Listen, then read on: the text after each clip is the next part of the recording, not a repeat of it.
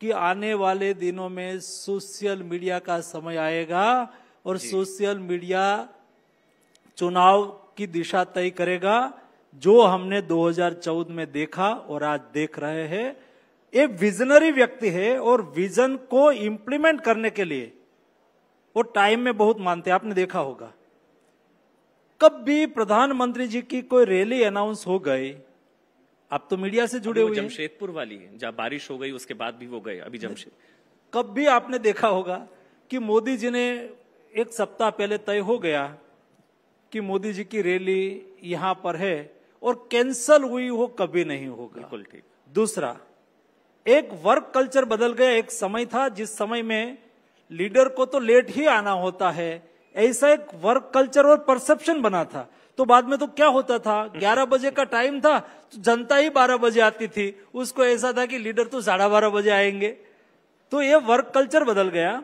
Modi ji time पे पहुंचते हैं, टाइम पे कार्यक्रम चालू होता है, टाइम पे कार्यक्रम पूरा होता है। इस हिसाब से मैं कहूं तो मोदी जी एक्शन करने वाले ठीक विजनरी लीडर है और इसलिए पिछले 10 साल में जो देश में आउटपुट मिला है वो आउटपुट और आगे मिलते रहेंगे। मैं आगे बढ़ूं, आपने क्योंकि प्रधानमंत्री का जिक्र किया, मैं पीसीआर टीम से रिक्वेस्ट करूंगा अगर हम वो वीडियो चला पाएं जो प्रधानमंत्री पैरालंपिक खिलाड़ियों से मिले, जिस तरह का पर्सनल टच था, वो अगर हम वीडियो एक बार चला पाएं।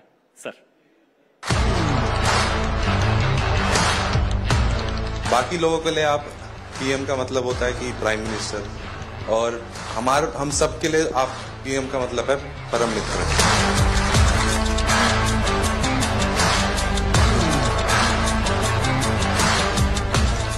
शीतल की सिग्नेचर मिल जाएगी आज मुझे। तो क्या पहनाना चाहोगे? तो मैं यहाँ बैठता हूँ, तुम पहनाओ। तुम मुझसे बड़े हो, दिखाई दे। इस बार जिनकी रील सबसे ज्यादा पॉपुलर हुई वहां तो तुमने दिन निकाल दिए। अब घर में क्या होगा तेरा? सिमरन सर, ये जितना अच्छा बन के दिखा रहा है इतना है नहीं। जब टोक्यो में गोल्ड लेके आए तो आपने प्रॉमिस लिया था कि ऐसे ऐसे 2 गोल्ड और चाहिए मेरे को। तो सर मैंने जो नोट किया इस वीडियो में, आप उनकी पर्सनैलिटी का पर्सपेक्टिव ज्यादा बेहतर बता सकते हैं। उनका जो पर्सनल टच है खिलाड़ियों के साथ, वो कहते हैं वो बधोई वाला, फिर कहते हैं मेरा चूरमा कहाँ है, फिर वो दूसरे खिलाड़ी से बात करते हैं जब तेरे से पहले मिला तो इतना छोटा था, फिर एक खिलाड़ी कहता है मेरे माता पिता से आपकी बात हुई थी, सबका नाम पता है, कहाँ के हैं, क्या कर रहे हैं। ये पर्सनल टच और प्रधानमंत्री को सब याद भी रहता है। आप भी वहां पर मौजूद थे, क्या एक्सपीरियंस था? मैं आपको कई इनसाइड स्टोरी बताऊंगा जी, क्योंकि पैरालंपिक्स खिलाड़ियों को मिले तब मैं तो साथ में ही था। हाँ बिल्कुल। तो मोदी जी कोई चीजों को केवल मस्तिष्क से सोचते हैं ऐसा नहीं है, वो हार्ट से फील करते हैं और हार्ट से उसको हार्टली लेते हैं।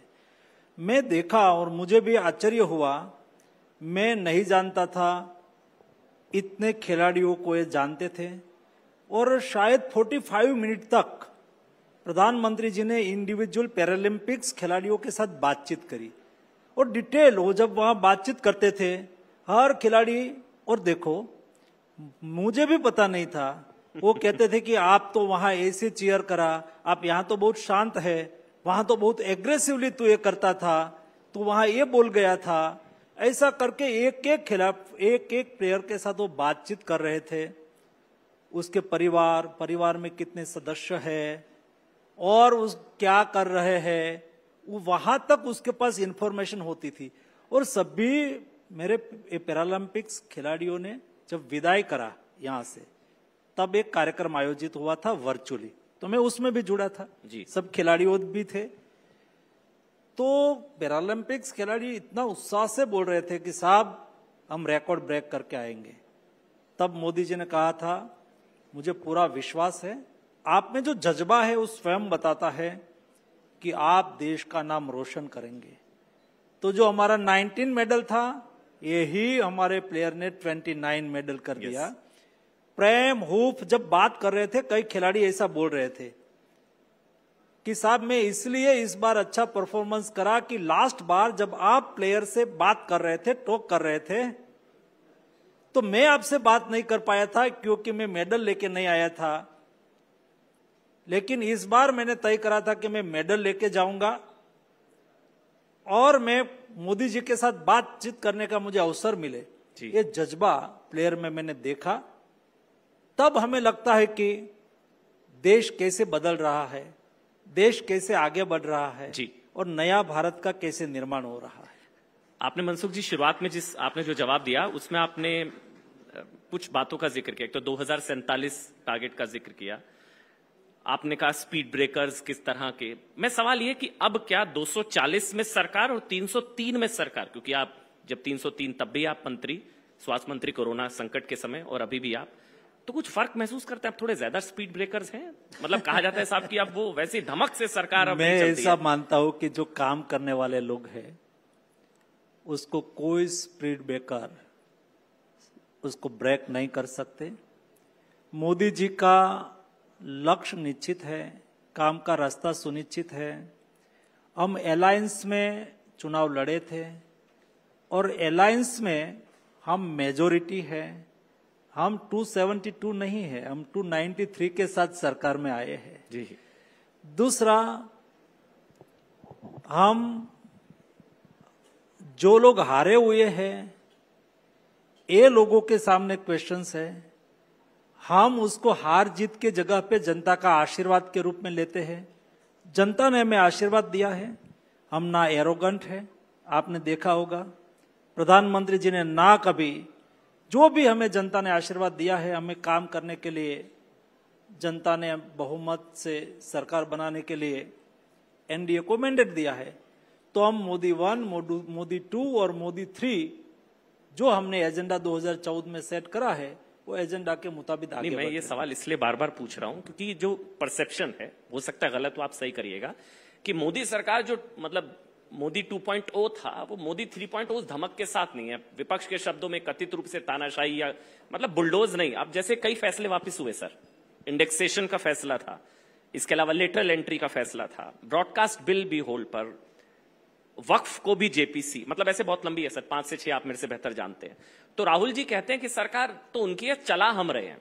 इसको अगर आप बता पाए, राहुल गांधी वो डंके की चोट पर कहते हैं कि सरकार उनकी है, चला हम रहे हैं, और 240 अब है, अब वो 303 वाला मॉडल नहीं है सरकार का। राहुल गांधी सरकार चला रहे हैं, वो ऐसा कहते हैं। कोई क्या कहते हैं उससे हमें लेना देना नहीं है। देश की जनता की अपेक्षा क्या है उसको पूरा करना ये हमारी जिम्मेवारी है। इरिस्पॉन्सिबल बिहेवियर, मैं ये मानता हूं कि कोई भी राजनेता हो, जो भी पोजीशन पर हो, वहां बिहेवियर रिस्पॉन्सिबल होना चाहिए। ये इंडिया है, ये भावना से चलने वाला देश है। और जिस तरह का व्यवहार आप लोगों ने अमेरिका में जाके देखा उनका, क्या मैं ऑडियंस को पूछूंगा कि सही है क्या? सवाल ये है कि आपको तो वो तो 100 के अंदर है, ये तो सही है, लेकिन भी कहते हैं हम जीते, तो उसके लिए तो देश ही कमेंट कर सकता है। मैं तो वो कहते हैं सिस्टम हमारा है, वो कहते हैं फैसले पलटवा देते हैं। वो कहते हैं कि अभी इंडेक्सेशन वापस हुआ, उन्होंने उदाहरण लेटरल एंट्री जो है वापस हुआ। जब सर कोई व्यक्ति को भ्रम हो जाता है, अच्छा, तब भ्रम को टूटने में समय नहीं लगता। आप देखते रहो, समय कैसे अपना काम करता है देश देखेंगे। बट मैं इतना कहूंगा, it's not good to our nation. देश के लिए ये उचित नहीं है जो इरिस्पॉन्सिबल बिहेवियर है। कौन सा बयान आपको जो है ठीक नहीं लगा? मतलब अमेरिका में अभी राहुल गांधी जी, अब तो क्योंकि वो एलओपी हैं, उन्होंने रोजगार का भी जिक्र किया। उन्होंने कहा चीन बेहतर कर रहा है, हमको मैन्युफैक्चरिंग सेक्टर पर ध्यान देने की जरूरत है रोजगार के लिहाज से, और चीन जो है वो बेहतर कर रहा है। आपने वो बयान सुना होगा। उसमें ऐसा है, सरकार को कुछ नहीं कहना ऐसा नहीं है, इसलिए तो डेमोक्रेसी में गवर्नमेंट है और विपक्ष है। विपक्ष को अवश्य सरकार की नीतियों के बारे में बात करनी चाहिए, सरकार को सुझाव देना चाहिए, सरकार को सपोर्ट भी करना चाहिए और सरकार की आलोचना भी करनी चाहिए। मैं ओपोजिशन में था, हमारी पार्टी ओपोजिशन में थी। सम्माननीय Jaitley ji leader of opposition Rajya Sabha थे, मैं भी राज्यसभा में था। मैंने उसकी कार्यशैली उस वक्त देखी थी और बीजेपी की थॉट उस वक्त मैंने देखी है। जो यूपीए गवर्नमेंट बिल लेके आती थी और जिसको समर्थन करना है, हम कहते थे उसको समर्थन करेंगे। हम करने के लिए आलोचना नहीं करते थे, उसको समर्थन भी करते थे। और जिसका हमारा विरोध था तो पार्लियामेंट के फ्लोर पर हमारा क्यों विरोध है, हम क्यों उससे सहमत नहीं है, उसको डंके के चोट पर साबित करते थे। यहां कोई साबित करने की तो बात नहीं है। घा करके भाग जाना है, पत्थर फेंक के भाग जाना है, खड़ा भी रहना नहीं है। ए प्रकार का बिहेवियर, उसको मैं इरिस्पॉन्सिबल बिहेवियर कहता हूं। क्योंकि उन्होंने विदेश में दिया इसलिए, या उनके सवाल गलत थे? टोटल में, यहां भी और विदेश में। विदेश में तो कोई भी रिप्रेजेंट कंट्री को करता है, बिल्कुल, तो एक कंट्री का लोग होते हैं। यहां से आप विदेश चले, आप भारत के बारे में अनाप चनाप बात करना इंटरनेशनल प्लेटफॉर्म पर या तो विदेश में जाके, जिस तरह से प्रधानमंत्री जी के बारे में अनाप चनाप बोलना, सरकार की नीतियों के बारे में अनाप चनाप बोलना, जिसका नेगेटिव इम्पैक्ट देश के डेवलपमेंट पर और एक ऐसी बात के रूप में चला जाता है जो सत्य नहीं है, उसको सत्य करने की कोशिश करते हैं, उचित नहीं है। अल्टीमेटली हमारा कुल मिला के देश के चरित्र पर उसकी नेगेटिव इफेक्ट। अब तो बल्कि ये कहा जा रहा है वो पॉलिटिकली बहुत मैच्योर हुए हैं, वो एलओपी बने, उनके भाषणों का असर हो रहा है। अभी सैम पित्रोदा को मैंने सुना, उन्होंने कहा अब वो पप्पू भी नहीं है, वो पप्पू भी नहीं है, सुना होगा आपने वो बयान। तो अब उनकी इमेज क्या बदली है, या मैं उस एलओपी बनने के बाद? सर, मैं उसके ऊपर कुछ नहीं कहना चाहूंगा। मैंने जो कहना था ये बहुत क्लैरिटी के साथ कहा। ठीक, देश में राजनीति में, डेमोक्रेटिक सिस्टम में सरकार और ओपोजिशन ये स्वाभाविक है, लेकिन रिस्पॉन्सिबल बिहेवियर, क्या आपको लगता है कि पार्लियामेंट में जिस तरह से प्रधानमंत्री बोल रहे थे, यस, और इस तरह उसकी कमेंट, उसका व्यवहार, ओपोजिशन लोगों का व्यवहार, हम भी थे पार्लियामेंट, बिल्कुल, और उस वक्त सरकार यूपीए की हुआ करती थी, वहां उस वक्त भी प्रधानमंत्री जी पार्लियामेंट में अपना बयान देते थे। ये टाइप का व्यवहार हमने कभी नहीं किया। लेकिन सर पॉलिटिकल एक्रीमनी बहुत बड़ी है, क्योंकि एक और बयान है उस जो ये खड़गे जी ने का बयान दिया, उन्होंने कहा 20 सीटें और होती तो आप सारे जेल में होते, तो उसको बाल बच गए आप लोग। उसको तो उसके लिए ही सरकार में आना है, हमें देश के लिए सरकार में आना है, देश की जनता के कल्याण के लिए सरकार में आना है। सर थोड़ा चुनावों की बात कर लेते हैं। हरियाणा में चुनाव है, हरियाणा में एंटी इनकम्बेंसी 10 साल, आप क्या किस तरह से देखते हैं हरियाणा? पहले हरियाणा की बात कर लेते हैं। हरियाणा में भारतीय जनता पार्टी जीतेगी, उसमें क्या बात? अच्छा, सरकार बन रही है? हाँ, पक्की बनेगी ना। तो केजरीवाल जी ने तो इस्तीफा दे दिया, उधर असर नहीं होगा? ये उनका विषय है, हमारा विषय है 10 साल में हरियाणा के लिए भारतीय जनता पार्टी की सरकार ने जो काम करा है। हमारा तो बहुत क्लियर एजेंडा है भाई, इधर उधर कोई बात ही नहीं है। डेवलपमेंट हमारा एजेंडा होता है, जनता सेंट्रिक हमारा काम होता है, प्रजा की आकांक्षाओं को पूरी करना ये हमारा व्यवहार होता है, और हमने करा है। तो केजरीवाल के इस्तीफा सिंपैथी फैक्टर, कोई सिंपैथी नहीं आएगी उनको लेकर? हमें उसमें कुछ कहना ही नहीं है, किसी को इस्तीफा देना है, रहना है, उनका विषय। हमारा काम है जहां हमने रिस्पॉन्सिबिलिटी दी है जी, वो रिस्पॉन्सिबिलिटी को भली भांति निभाना। एक आखिरी सवाल, जो चर्चा कल ही शुरू हुई, 1 नेशन 1 इलेक्शन, ये तो प्रधानमंत्री जी ने कहा है और आप भी कहेंगे, और यहां भी सब लोग बैठे सभी कहेंगे 1 नेशन 1 इलेक्शन होना चाहिए।